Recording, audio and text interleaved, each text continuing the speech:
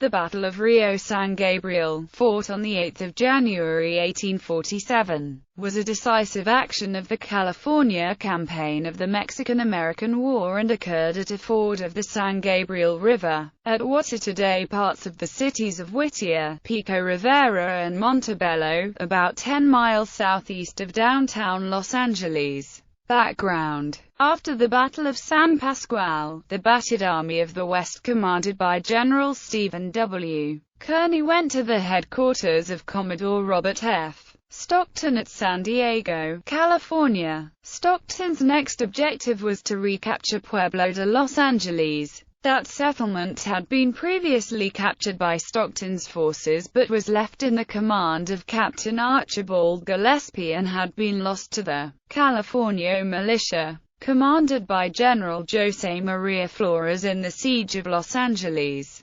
Stockton forces left San Diego on 28-29 deck, which included 6 cannons. This time Kearny and Stockton initially disputed the right of command. Although Kearny had superior orders from the United States War Department, he had previously sent most of his troops back to Santa Fe, New Mexico, believing that the war in California had ended, and his remaining force sustained heavy losses in the United States defeat at the Battle of San Pasqual. Stockton had a larger force and was familiar with the area, so Kearny did not initially dispute Stockton's command of the campaign to recapture Los Angeles. Battle. U.S. Scouts discovered the Mexican position at a key ford along the San Gabriel River on January 7, 1847. Approaching from the south, Stockton and Kearny planned a crossing for the next day. The U.S. forces were formed into a hollow square with the artillery and baggage in the center. Kearny ordered the artillery unlimbered to cover the crossing, but Stockton countered the order and began to move across the river. The crossing proved to be especially difficult because Flores was in a good position to contest the crossing from the high banks across the river, and the ford had patches of quicksand at the bottom of the knee-deep water. At 2 p.m., the Americans formed into a square when 2 miles from the river with the baggage and cattle in the middle, and sent skirmishers ahead. Flores attacked the square with horses, which failed, plus his makeshift ammunition and inadequate gunpowder proved to be ineffective. The U.S. officers and men manhandled their cannon across while the forward quarter of the square took cover on the river edge. Stockton personally helped unlimber and direct the artillery, which silenced both California cannons. Kearny led and commanded the assault force while Stockton stayed with the guns.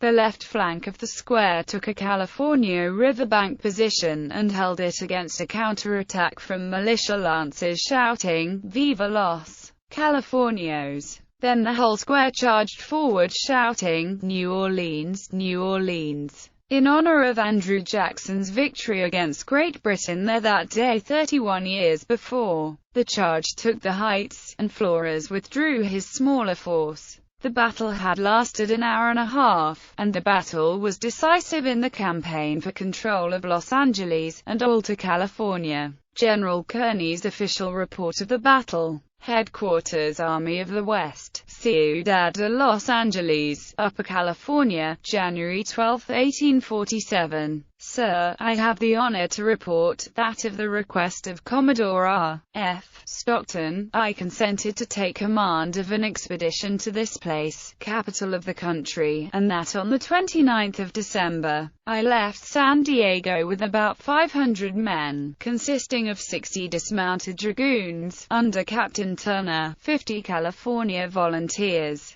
and the remainder of Marines and sailors, with a battery of artillery. Lieutenant Emery, topographical engineers, acted as Assistant Adjutant General. Commodore Stockton accompanied us. We proceeded on our route without seeing the enemy till the 8th instant, when they showed themselves in full force of 600 mounted men, with 4 pieces of artillery, under their governor Flores, occupying the heights in front of us, which commanded the crossing of the River San Gabriel, and they ready to oppose our further progress. The necessary disposition of our troops was immediately made, by covering our front with a strong party of skirmishers. placing our wagons and baggage train in rear of them, and protecting the flanks and rear with the remainder of the command. We then proceeded, forded the river, carried the heights, and drove the enemy from them after an action of about 1.5 hours, during which they made a charge upon our left flank, which was repulsed, soon after which they retreated and left us in possession of the field, on which we encamped that night. The next day, the 9th instant, we proceeded on our march at the usual hour, the enemy in front and on our flanks, and when we reached the plains of the Mesa, their artillery again opened upon us, when the fire was returned by our guns as we advanced, and after hovering around and near us for about 2 hours,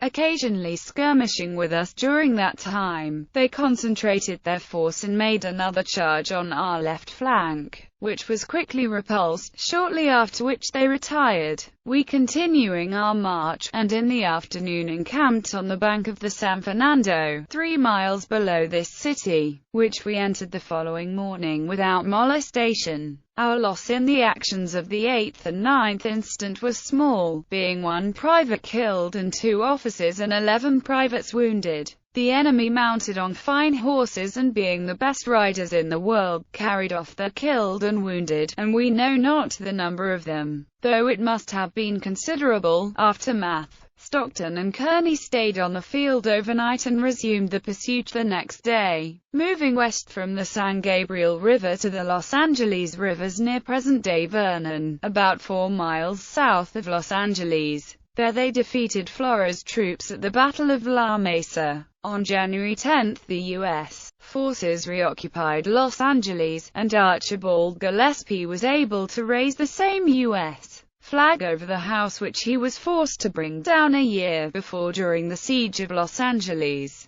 After Los Angeles and the whole of Southern California was secured, the command issue between Stockton and Kearny heated up once again. Stockton, who had been the initial military governor of California, later granted that post to his aide, Lieutenant Colonel John C. Fremont. Kearny, based on his more recent orders from the War Department, asserted that post for himself but was initially ignored. Some historians believe that the Battle of Rio San Gabriel was underreported because of the influence of the politically ambitious Fremont and his father-in-law Senator Thomas Hart Benton, in order to make Fremont look better by downplaying Stockton and Kearny. Others believed that if reports were made of the brave and resistant California Lancers, recruiting for the U.S. Army would be difficult. Motivation for the Mexicans would be great, and the U.S. Congress would further divide over this war. On January 10, 1847, Stockton established his headquarters on Wine Street, now known as Olvera Street,